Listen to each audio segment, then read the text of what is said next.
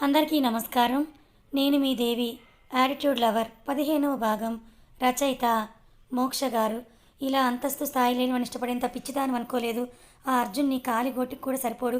వాడి చేత నీ మెడలు తాళి కట్టించుకుందామని చూస్తున్నావా? నేను చచ్చినా ఆ అర్జున్ని చంపైనా ఇది జరగనివ్వని కోపంగా ఫోన్ చేతిలో తీసుకున్న శౌర్య ఆర్తి అని ఉన్న కాంటాక్ట్ నుంచి షల్ వి మీట్ అని వచ్చిన మెసేజ్ను చూసి తన పాదంలో గుచ్చుకున్న పెంకు ముక్క తీసి అవతల విసిరేసి కార్ కీస్ తీసుకుని బయటకు వచ్చాడు. ఈ టైంలో ఎక్కడికి రా? వాళ్ళ నాన్న అడిగిన దానికి ఇండియాకైతే కాదులేండి పొగరుగా సమాధానం చెప్పి బయటకు వచ్చేస్తూ మమ్మీ నా రూమ్లో గాజు పెంకులున్న క్లీన్ చేయించు అని బయటకు వచ్చేశాడు. శౌర్య కార్ స్టార్ట్ చేసి శరవేగంతో తన మొబైల్ కాంటాక్ట్ ఆర్తి పింక్ చేసిన అడ్రస్ దగ్గరికి వచ్చి కాల్ విప్పల్ మీద పిడికిలతో గుద్దాడు. ఆ సౌండ్ చెవులు మూసుకొని ఒక అమ్మాయి వచ్చి డోర్ తీసింది. మీకు గుర్తుందా, సీరియల్ స్టార్టింగ్లో కార్ రేసింగ్ దగ్గర శౌర్యని తిట్టింది కదా ఒక అమ్మాయి, తనతో గొడవ పెట్టుకుంది మధు. ఆ అమ్మాయే ఈ ఆర్తి. జుట్టంతా చెదిరిపోయి ఒంటి మీద బట్టలు కూడా సరిగ్గా ఉన్నాయో లేవో అని పట్టించుకొని స్థితిలో ఉన్న శౌర్యని చూసి అతని చెయ్యి పట్టుకొని ఏమైంది అని అడిగింది. శౌర్య తనని పక్కకి నెట్టి కుంటుకుంటూనే అక్కడున్న బీన్ బ్యాగ్పై కూర్చున్నాడు. నాకు డ్రింక్ కావాలన్నాడు. ఆర్తి వెంటనే లోపలికి వెళ్ళి విస్కీ ఐస్ క్యూబ్స్ గ్లాస్ తీసుకొచ్చి అతని ముందు పెట్టి నేలపై ఉన్న రక్తం చారికలు చూసి శౌర్య నేలపై కూర్చున్న కాలిని తీసి తన ఒడిలో పెట్టుకుంది. గాజు పెంకు శౌర్య అరికాల చర్మాన్ని పూర్తిగా చీరేయడంతో పాదం మొత్తం రక్తంతో తడిచి ఉండటం చూసి వెంటనే తడి క్లాత్ తీసుకునొచ్చి కాలు తుడిచి ఫస్ట్ ఎయిడ్ చేసి బ్యాండేజ్ వేసి ఏమేం శౌర్య అనంది. జరిగిందంతా ఇంకొకసారి తలుచుకొని ఉక్రోషంతో చేతిలోని బాటిల్ నేలకేసి కొట్టాడు. హా! ఆర్తి భయపడి శౌర్యకి దూరం జరిగింది. How dare to him! వాడికి నా మధు కావాలా? అన్నయ్య దగ్గర ఆఫ్టర్ ఆల్ నెల జీతానికి పనిచేసే వాడికి మధు కావాలా? ఇల్లు దగ్గరలా అరిచాడు శౌర్య. ఆ అరుపులకి అదే ఇంట్లో ఉన్న ఆర్తి రూమ్మేట్స్ గెస్ట్ రూమ్కి రావడానికే భయపడితే ఆర్తి ధైర్యం చేసి శౌర్యని తన గుండెల కదుముకొని మధుకి ఏమైందనంది. శౌర్య ఆర్తి గుండెలపై సేద తీరుతూ మీకు తెలుసు కదా నాకు మధు అంటే ఎంత ఇష్టమో అన్నాడు. తెలుసు, నీకు మధు తర్వాతే నేనైనా మీ మమ్మీ అయినా అంతేగా అంది. కింద పెడితే కాలు కందుతోందని గుండెల్లో పెట్టి పెంచాను దాన్ని. అది ఇప్పుడు అర్జున్ ఇష్టపడుతుందంట. అది తలుచుకుంటేనే అంటూ మళ్ళీ పూనకం వచ్చినట్టుగా ఊగిపోతున్న శౌర్యని చూసి రిలాక్స్ శౌర్య, మధు ఏదో ఇన్ఫాక్చుయేషన్లో ఉండుంటుంది. ఆ తర్వాత రియలైజ్ అయితే తనే వదిలేస్తుందిలే అంది ఆర్తి. లేదు, మధు మొండిది. కావాల్సింది సంపాదించుకోవడం కోసం ఎంతకైనా తెగిస్తుంది విసుగ్గా అన్నాడు. మధు ప్రేమించిన వాడికి ఆస్తి లేకపోతే ఏంటి? మీకున్నదే తనకిద్దాం అంది ఆర్తి. అంటే అన్నాడు. ఇన్ని కంపెనీస్, వాటిలో షేర్స్, ప్రాపర్టీస్ ఇన్నున్నాయి మీకు. అందులోనే ఆ సోకాల్డ్ అర్జున్కి ఏదో ఒకటి అప్పచెప్పొచ్చు కదా అంది. తన మాట శౌర్య కొంచెం రిలవెంట్గా అనిపించింది. కానీ మధు అంతస్తుకు సరితూగాడు ఆ అర్జున్ అన్నాడు. అలా అయితే నేను కూడా అంతే కదా మరి అంది ఆర్తి. నువ్వు ఆర్తి కళలోకి చూసి మౌనంగా ఉండిపోయాడు. ఏమైనా తిన్నావా? శౌర్య చెంప మీద చెయ్యేసి అడిగింది ఆర్తి. లేదు, తల అడ్డంగా ఊపాడు. ఉండు, ఏమైనా తీసుకొస్తానని ఆర్తి లేచి వెళ్ళబోతూ ఉంటే శౌర్య తనని చెయ్యి పట్టి ఒడిలోకి లాక్కొని ముందు ఒక కిస్ ఇవ్వన్నాడు. ఆర్తి పెదాలు నొక్కుతూ మధు తన లవ్ విషయం షేర్ చేసింది కదా, మరి మన విషయం తనకి చెప్పవా? శౌర్య గుండెలపై సున్నాలు గీస్తూ అడిగింది ఆర్తి. నిన్ను లవ్ చేస్తున్నాను అని తెలిస్తే అది కూడా ఇప్పుడు నేను చేసినట్టే గొడవ చేస్తుందన్నాడు శౌర్య. ఆర్తి శౌర్య ఛాతీ మీద కొట్టి మరెందుకు లవ్ చేశావు నన్ను అంది రుసరుసలాడుతూ. నువ్వు నాకు నచ్చితే చాలు, మధుకి నచ్చాల్సిన పనేముంది అని ఆర్తి మెడపై చేయి వేసి దగ్గరికి లాక్కుంటూ తన పెదాలపై తీపి సంతకం చేశాడు. అంతటితో ఆగకుండా శౌర్య తన చేతుల్ని ఆర్తి వేసుకున్న టీషర్ట్ నుంచి లోపలికి పోనివ్వడం చూసి ఆర్తి శౌర్య చేతులను అంతకంటే పైకి వెళ్లకుండా ఆపి ఇక్కడ ఉంటున్న ఇండియా మూలాల్ని వదలలేదు, ఇదంతా పెళ్ళయ్యాకే అని శౌర్యని తోసి కిచెన్లోకి వెళ్ళింది. ఆర్తి వెళ్ళాక శౌర్య ఆలోచనలు మళ్ళీ మధు వైపుకే మళ్ళాయి. తన మనసుకి ఎంత సర్ది చెప్పినా అర్జున్ని మధు భర్తగా ఊహించలేకపోతున్నాడు శౌర్య. గోపీనాథ్ గారు ఢిల్లీ వెళ్లడంతో ఇంటి దగ్గర కౌసల్య గారు ఒక్కరే ఉంటారని ఆయన వచ్చేంత వరకు రిషి మధు వాళ్ళ అమ్మ దగ్గరే ఉన్నారు. రిషి పని మీద బయటికి వెళ్లడంతో కౌసల్య గారు మధు చల్లగాలి వేస్తోందని లాన్లో కూర్చున్నారు. మధు వాళ్ళ అమ్మ ఒడిలో పడుకొని పొట్ట మీద హనీని కూర్చోపెట్టుకొని దానికి బిస్కెట్స్ తినిపిస్తుంటే కౌసల్య మధు చేతిలో బిస్కెట్ లాక్కుని మీ ఇద్దరికీ తిండి కంటపడడం పాపం అని ఇద్దరిని కోపడ్డారు. దానికి హనీ పాపం జాలిగా మొహం పెట్టి తల కిందకి వాల్చేసింది. ఈ వేషాలని దేని దగ్గర బాగా నేర్చుకున్నావే నువ్వు హనీని అన్నారు ఆవిడ. మధు వాళ్ళిద్దరిని చూసి నవ్వుతూ మమ్మీ, ఆ అర్జున్ గారంటే బాబు పెద్ద పని రాక్షసుడు, పనికి టైం అవ్వకపోతే నిలబెట్టి కడిగేస్తారు మనుషుల్ని అంది. కావాలని వాళ్ళ అమ్మ దగ్గర అర్జున్ ప్రస్తావన తీసుకురావడం కోసం. వాడికి కొంచెం పొగరు కూడా అనుకుంటే రిషి పెళ్ళికి వచ్చినప్పుడు మరీ మరీ చెప్పానా రిసెప్షన్కి తప్పకుండా రమ్మని, రాలేదు. వాడికంటే చిన్నోడు రాహుల్ ప్రేమగా ఉంటాడు, అత్త అత్త అని నోరారా పలకరిస్తాడన్నారు. తన ప్లాన్ పల్టీ కొట్టేసరికి మధు తలంచుకొని ఏడ్చాడులే. నాకంటే పెద్దోడా ఆ రాహుల్, ఇంకా ఉద్యోగం సద్యోగం లేకుండా పదకి పరక్కి వాళ్ళ అన్నయ్య దగ్గర చేస్తాడు. అర్జున్ ఇంట్రోవర్టే. అసలు ఇలా కలుబులి మాటలతో మనల్ని ఆకాశానికి ఎత్తేసే వాళ్ళకంటే ఇలా పొడిపొడిగా మాట్లాడే వాళ్ళే జెన్యున్గా ఉంటారంది. నువ్వేంటే ఇప్పుడే వాడిని తిట్టి మళ్ళీ పొగిడేస్తున్నావు? నాకు మొన్న ఊరు వెళ్ళినప్పుడు డౌట్ వచ్చింది. ఆ అర్జున్తో ఎక్కడి పడితే అక్కడికి తిరుగుతూ ఉంటే అలాంటి పిచ్చి పిచ్చి వేషాలు వేస్తే తోలు అని గట్టిగా ఒక వార్నింగ్ ఇచ్చింది ఆవిడ. దానికి మధు గుండెలపై చెయ్యి వేసుకొని, ఏంటి ఇంట్లో నాకు ఇది నెగిటివ్ ఎనర్జీ అని మనసులో అనుకొని, ఈ మధుకి నచ్చేవాడు రాజకుమారిలో ఉండాలి, నీ మేనల్లుడికి అంత సీన్ లేదులే, కానీ మీ అన్నయ్య కొడుకే కదా, మరి నీకెందుకు నన్ను అర్జున్కి ఇచ్చి చేయడం ఇష్టం లేదు అని అంది. అయినా అర్జున్ నీ అన్న కొడుకే కదా మమ్మీ, మరి ఎందుకు వద్దంటున్నావు అంది మధు. ఇష్టం లేదని కాదు, డాడీకి మావయ్య కొంచెం డిసింట్రెస్ట్ ఉంది కదా అందుకే అని అంది. ఇంతేనా? అయినా డాడీ నా మాట కాదనరు కదా అనుకుంది మందు మనసులో. ఇంతలో తన చేతిలో మొబైల్ రింగ్ అయ్యేసరికి అది చూసింది. స్క్రీన్పై అక్షిత పేరు చూడగానే మధు మొహంలో నవ్వు. ఫోన్ తీసుకొని వాళ్ళ అమ్మకు దూరం వచ్చేసింది. ఫోన్ లిఫ్ట్ చేసి, చెప్పు అక్షిత, సెమ్ అయిపోయిందని ఇది అంది. ఇది ఇంకా అవ్వలేదు కానీ మధుకి నీకు ఒక గుడ్ న్యూస్ అంది. ఏంటది ఎగ్జైటింగ్గా అడిగింది మధు. గణేష్తో నా పెళ్ళికి ఇంట్లో వాళ్ళు గ్రీన్ సిగ్నల్ ఇచ్చారంది. మధు చాలా చప్పగా, ఇది నా గుడ్ న్యూస్ ఏంటే అంది. గుడ్ న్యూస్ అన్నాను కానీ నీకు అనలేదు కదే అని అంది. ఇక్కడ జోక్స్ వేస్తే నేనే వెయ్యాలి కానీ ఎలా ఒప్పించావు? పెళ్ళికోకపోతే చచ్చిపోతానని బెదిరించావా అంది. లేదు, వాళ్ళకి ఎవరి ద్వారానో మా లవ్ మ్యాటర్ తెలిస్తే నాకు కాల్ చేసి నిలదీశారు. గణేష్ గురించి అతని ఫ్యామిలీ గురించి ఉన్నదానికంటే ఎక్కువ చెప్పేశా.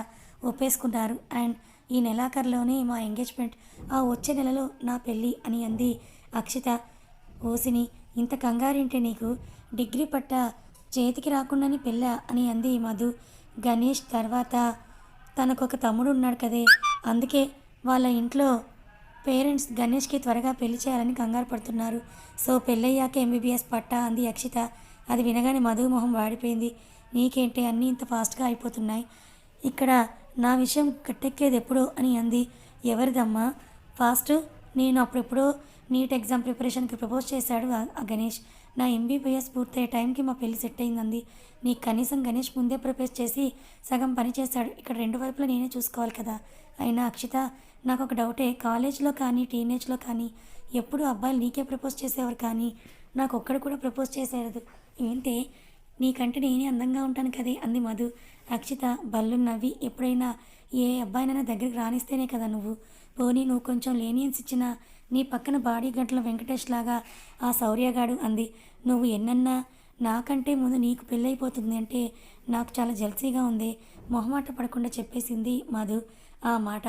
సర్లే, రేపు ఎగ్జామ్కి నేను చదువుకోవాలి, ప్రస్తుతానికి నువ్వు ఫోన్ పెట్టేసి జెలసీ ఫీల్ అవుతూ ఉండు అని ఫోన్ పెట్టేసింది అక్షిత.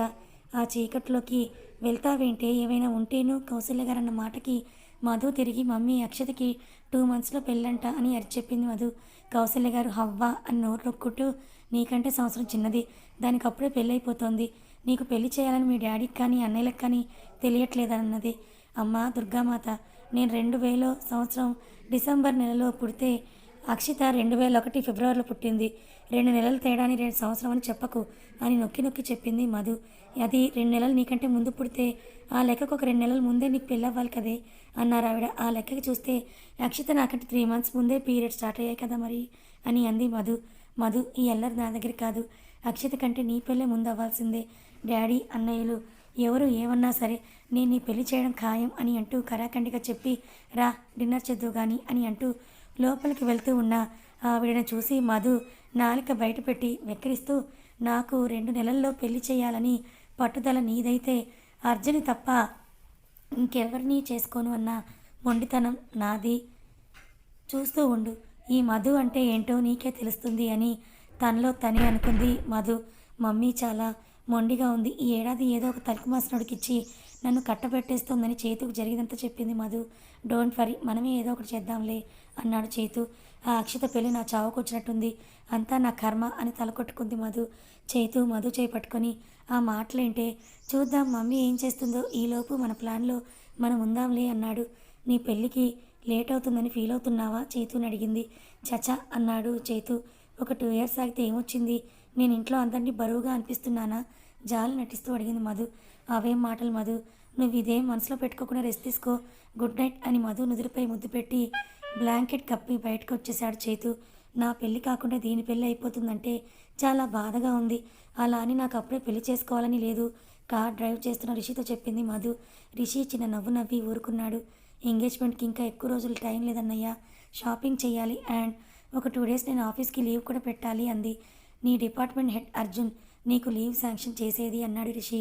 ఆ నీరసంగా తల రిషి భుజం మీద పెట్టేసుకొని వాల్చేసింది మధు. ఆఫీస్కి వెళ్ళాక ధైర్యం చేసి ఇదే విషయం అడిగింది మధు. దానికి అర్జున్ రియాక్ట్ అవుతూ ఒక ఫైల్ మధు మొహాన విసిరేసి, అయితే ఈ రోజుకు 2 ఫైల్స్ కంప్లీట్ చేసి ఇంటికెళ్ళు అన్నాడు. సార్ ఈవినింగ్ షాపింగ్ కూడా వెళ్ళాలంది. సిటీలో షాప్స్ అర్ధరాత్రి వరకు క్లోజ్ చేయరు కదా, 9 గంటలకు వర్క్ ఫినిష్ చేసి నువ్వు విచ్చలవిడిగా షాపింగ్ కంప్లీట్ చేసుకో అన్నాడు. మధు పిడికిలి బిగిసి, ఆఫీస్ మీ గురించి అంటున్నది అంతా నిజమే అంది. ఏమంటున్నారు అన్నాడు చెక్ చేస్తున్న ఫైల్స్ నుంచి తల తిప్పకుండానే. హిట్లర్ అని అంది మధు. ఏయ్ అని చేతికి తగిలిన పేపర్ వెయిట్ విసరడానికి చెయ్యెత్తగానే మధు బయటకు వచ్చేసింది. మధు వెళ్ళగానే నవ్వుతూ ఫైల్స్లో తలదూర్చేశాడు అర్జున్. మీ నవ్వు బాగుంటుంది అని వినిపించిన మాటకి తలెత్తి చూసిన అర్జున్ క్యాబిన్ డోర్ దగ్గర నక్కి నిల్చున్న మధుని చూసి ఈడియట్ అని ముద్దుగా తిట్టి, గో బ్యాక్ టు వర్క్, నీకు చాలా పనుంది రోజు అన్నాడు. నిజమేగా ఉసూరుమంటూ వెళ్ళి తన క్యూబికల్లో కూర్చుంది మధు. ఈవినింగ్ రిషి నుంచి షెల్ వి స్టార్ట్ అన్న మెసేజ్ చూసి అర్జున్ అప్పచెప్పిన వర్క్ గురించి క్లియర్గా చెప్తూ ఒక మెసేజ్ పెట్టింది. అప్పటికే ఆఫీస్లో అంతా వెళ్ళిపోవడంతో రిషి మధు కోసం తన క్యూబికల్కి వెళ్ళాడు. అన్నయ్య నాకు హెల్ప్ చేయవా అని అంది మెరుస్తున్న కళ్ళతో. లేదు, నేను స్టార్ట్ అవుతున్నాను, నీ వర్క్ ఫినిష్ అయ్యాక కాల్ చేస్తే పికప్ చేసుకుంటాను, అది చెప్పడానికి వచ్చాను, బాయ్. మధు నుదుటిపైన కిస్ చేశాడు రిషి. అప్పుడే వాష్రూమ్ డోర్ ఓపెన్ చేసి బయటకు వచ్చిన ఒక మనిషి వాళ్ళిద్దరినీ అలా చూసి తన బ్రుకుటి ముడివేశాడు. మధు రిషిని కొట్టి, ఎప్పుడు నీ ఫ్రెండ్కే సపోర్ట్ చేస్తావా అంది. నీ కోసం సగం పని వాడు చేస్తున్నాడు కదా. అర్జున్ క్యాబిన్ వంక చూశాడు. మధు తలంచి, మళ్ళీ నువ్వెందుకు రావడం, క్యాబ్లో వచ్చేస్తానులే అంది మధు. పిచ్చి పిచ్చి పనులు చేయకు, కాల్ చేయి. మధుకి ఒక గుడ్ బై కిస్ ఇచ్చేసి వెళ్ళిపోయాడు రిషి వెళ్ళగానే అర్జున్ తనకిచ్చిన ఫైల్స్ తీసుకుని అతని క్యాబిన్కి వెళ్ళింది మధు. అర్జున్ నా సిస్టమ్ ఏంటో ఇరిటేట్ చేస్తోంది, నేను మీ ల్యాప్టాప్ యూజ్ చేస్తానంది. అర్జున్ తన ల్యాప్టాప్ మధు ముందుకి జరిపి, రిషి వెళ్ళిపోయాడా అన్నాడు. హా, పనయ్యాక కాల్ చేస్తే వస్తానన్నాడు అని అర్జున్ని చూసి, హమ్ తుమ్ ఎక్ ఆఫీస్ మే బంద్ హే అని పాట పాడింది. అర్జున్ తల అడ్డంగా ఊపుతూ, ఇంత అల్లరి పిల్లవేంటి మధు నువ్వు అన్నాడు. హహా అని నవ్వి, అర్జున్ ఖాళీగా ఉన్న బిల్డింగ్స్లో దెయ్యాలవి తిరుగుతాయంటారు, ఇప్పుడు మనం ఆఫీస్లో ఉన్న సంగతి తెలియక ఆ దెయ్యాలు రోజు టైంకే వచ్చేస్తాను అంది మధు. వాటికి నీలా పంచువాలిటీ లేదులే, వర్క్ సరిగ్గా చూడు అన్నాడు అర్జున్. ఇంకా విసిగిస్తే అర్జున్ తిడతాడని అరగంట అనుకోగానే వర్క్ చేసింది మధు. కాసేపటికి వాష్రూమ్ అంటూ లేచి వాష్రూమ్కి వెళ్ళింది. టాయిలెట్కి వెళ్ళొచ్చి వాష్ బేసిన్ దగ్గర మొహం కడుక్కొని అద్దంలో తనను తాను చూసుకున్న మధుకి హరి కనిపించాడు. ఉలిక్కిపడి వెనక్కి తిరిగింది. ఇది వరకట్లా ఇది మధుకి వచ్చిన కల కాదు, అక్కడ ఉన్నది హరే అని తెలుసుకునే లోపు హరి మధు దగ్గరికి వచ్చి తనని గట్టిగా హక్ చేసుకున్నాడు. కెవ్వుమని అరిచింది Madhu. Arjun cabin door glass proofs అవడంతో ఆ అరుపు అర్జున్ చెవిని తాకలేదు.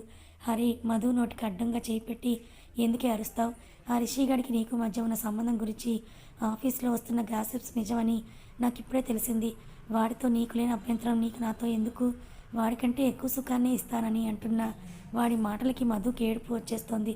వాడి కబంధ హస్తాల నుంచి విడిపించుకుందామని ఎంత ట్రై చేసినా తన తరం కావట్లేదు. ఆ హరి చేతులు మధు ఒంటిని ఎక్కడెక్కడో తాకుతున్నాయి. ఇంకా సహించలేక మోకాలతో హరి పొట్టలో తన్ని హరికి మరొక ఛాన్స్ ఇవ్వకుండా అర్జున్ క్యాబిన్కి పరిగెత్తుకొని వచ్చేసింది. ఏ మధు దెయ్యం కనిపించిందా? నవ్వుతూ తలెత్తిన అర్జున్ని ఎక్కెక్కి పడుతూ ఏడుస్తున్న మధుని చూసి తన చైర్ నుంచి లేచి మధు దగ్గరికి వచ్చాడు. అర్జున్ దగ్గరికి రాగానే అతని గుండెలపై వాలిపోయి, అర్జున్ అక్కడ హరి అని అంటున్న మధు మాటలతో తనను సముదాయిస్తూ మధుని అక్కని చేర్చుకొని బయటకు వచ్చి చూశాడు. ఆకలితో ఉన్న పులిలా అక్కడ ఎదురు చూస్తున్న హరిని చూడగానే విషయం అర్థమై హరి దగ్గరకు వస్తుంటే మధు వాష్రూంలో కాలు స్లిప్ అయింది. అందుకే ఆ కంగారు. అర్జున్ చూసి భయపడుతూ, అర్జున్ అలా సీరియస్గా చూస్తూ, ఇప్పటి వరకు ఆఫీస్లో ఏం చేస్తున్నావు, లేడీస్ వాష్రూమ్ దగ్గర నీకు పనేంటి, సూటిగా 2 ప్రశ్నలు సంధించాడు అర్జున్. తడబడుతున్న హరిని చూడగానే విషయం అర్థమైన అర్జున్ తోక తొక్కిన పాముల హరి మీద విజృంభించి అతని షర్ట్ని గుప్పిట్లో బిగేసి పట్టుకొని పట్టుకొని how dare to touch her అని అంటూ ఆ హరిని కింద పడేసి అతని పీక మీద గట్టి కాలేసి తొక్కాడు. కథ కొనసాగుతుంది. మరి అర్జున్ ఉగ్రరూపం చూసిన హరి పరిస్థితి ఏంటి తెలుసుకోవాలనుకుంటే మన ఛానల్ని ఫాలో అవ్వండి. కథ నచ్చితే లైక్ చేయండి. Thank you so much.